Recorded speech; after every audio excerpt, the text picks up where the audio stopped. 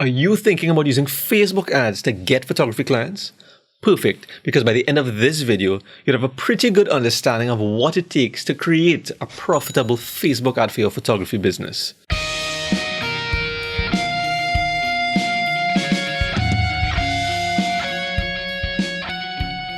Hey, what's up? Jonathan here. If you're new to my channel and you want to learn how to use online marketing for your photography business, or just want to learn more about photography and marketing related type of stuff, then click subscribe and hit the notification bell so that you don't miss any videos. So let's get straight into it. You post a picture and then you hit that big nice boost button. You throw some money at it with your credit card and somebody sees your ad and calls you and then they immediately book you because they saw your ad, right? And they make a lot of money. Sounds straightforward, right? And you know what? It is. But there's a little bit more to it than that if you really want to give this your best shot so that you can start generating an income from your photography. I know you're probably asking, does Facebook ads still work? And the simple answer to that is, yeah, if you know what you're doing, if you do it right. It's what gave me the boost when I was just starting off in wedding photography. I got a lot of photography leads as a result of the ads that I did. And I was able to convert a lot of them into my own clients. As a matter of fact, with a digital marketing agency that I also run, I've been helping my clients get more clients through Facebook ads. So before we start to talk about the ads, what's your goal? My goal is to get you to hit that like button. Anyway, so what's your goal? I want you to work towards something specific here. Mine at the time was to just book 2 weddings, which I luckily surpassed. But what's yours? You need to have a destination. When you jump in a car, do you just drive? Wait, where are we going? You know eventually where you want to go to. I'm assuming that you want to book more clients. Maybe start booking so that you can start making some money. Otherwise, why are you spending money? If your goal is to get more likes and shares on a picture, then keep doing what you're doing. Otherwise, can you cash in your likes? If you figured out how to do that, let me know in the comments below and I'll try it. If I cash in my likes, I'll probably be able to maybe buy some more likes. I hope you didn't take that personal. It's just confusing to me sometimes. I'm scrolling on my feed and I see a sponsored post and it's a picture. There's no call to action. It doesn't tell me to do anything. It doesn't link me to a website, to Messenger, a landing page. I'm wondering, why is this person spending money? Maybe they should just send their money to me. So let's talk about the Facebook ads now. Finally, there's a couple things that really need to work well together in order to give yourself the best chance. Let's say your goal was to book some weddings. How do you go from nothing to get someone booking you? Well, somebody needs to see the ad, of course. But what about you? When you're scrolling down on your feed and you see a sponsored post, you see an ad, what is the first thing that you notice? What do you see? The images, right? That's the creative. So the creative needs to be strong. If your creative is not strong, then what are you even doing? Spend some time getting better at your craft. You can use a captivating image, multiple images, or a slideshow, or video. Back to you. After you see the image, what is the next thing that you see? There's a headline. And the reason you look even further into it is because the headline connects with you. It got your interest. This is now getting into the copy. The copy must be engaging. The copy is pretty much the words in the ad. The description part now of the ad. If you already did a wedding, what works well is a story. Even more important to what is the ad is who sees the ad. Let's be real.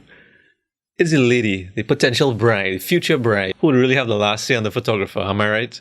At least that's my experience. The best person between the bride and the groom to reach, based on my experience, is the bride. So you're trying to reach potential brides. What do they want to see? So this future bride now is scrolling her feed and she sees a wedding photography ad. It's a photographer saying they're taking bookings now and they have a list of their packages. How do you think she feels about that? Or she sees another ad with a picture or pictures of a certain segment in a ceremony where a bride is walking in and seeing the groom for the first time in a ceremony. And I see the expression on each other's faces. And then she now reads the captions. And the caption tells the story of the emotions that the bride was going through while she was hearing her husband's vows. And at the same time excited about this new journey that they're both going to take together. I'm no bride, but if I had to choose between A, the photography packages, or B, that story, I would have definitely gone for that. If you agree with me, now would be the perfect time to hit that like button. if you haven't done so already. You see, you have to be mindful of the intent. The future bride wants to experience a wedding day like that. And if she got those feelings and got excited about the day by seeing your ad, then consider yourself booked. Okay, well, you got a big part of it out of the way. She now considers contacting you. Let's say you never did any weddings before. Arrange a staged shoot with 2 of your friends. If they're already a couple, that'll make it easier. Have a compelling offer that has some scarcity to it. There's a deadline.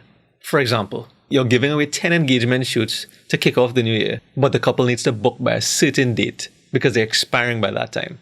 And you want to craft that message in addition to the offer, how meaningful that shoot that you did with your friends, how meaningful that was for the couple, and how important an engagement shoot is on the road to your wedding day. That's just the example that comes to mind. Oh, I almost forgot. You need to have a call to action. You must have a call to action. They must have something to do. Whether it's click here, whether it's a link to your website, or link to a landing page which has more information related to the ad. Even if it's to let you know something via Messenger. That is a really important part. Next up is the targeting needs to be, well, good. I'll keep this part a little bit basic for now. We want to do the targeting in such a way that it's not too broad, but at the same time not too specific. Seeing that we're reaching a cold audience, meaning we're reaching this audience for the first time. We don't want to go too specific yet. But for now, you want to use your discretion and show your ads to people in a certain location, preferably women, a certain age group that you want to reach, and some interests. You don't want to overuse the interest here and confuse things and get no results. An idea for you here is that you can choose a live event in your targeting. You can select someone who's recently been engaged. That would help narrow things down a little bit. So to sum it all up, your creative needs to be strong.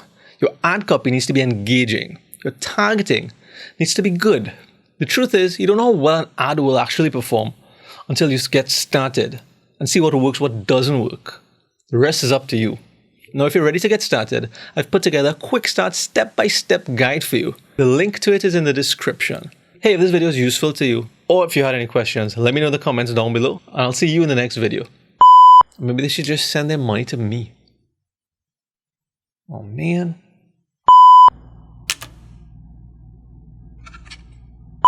Just kidding. But seriously, if you're enjoying the content so far, it's still there. Image is the picture, video, and the copy is the words.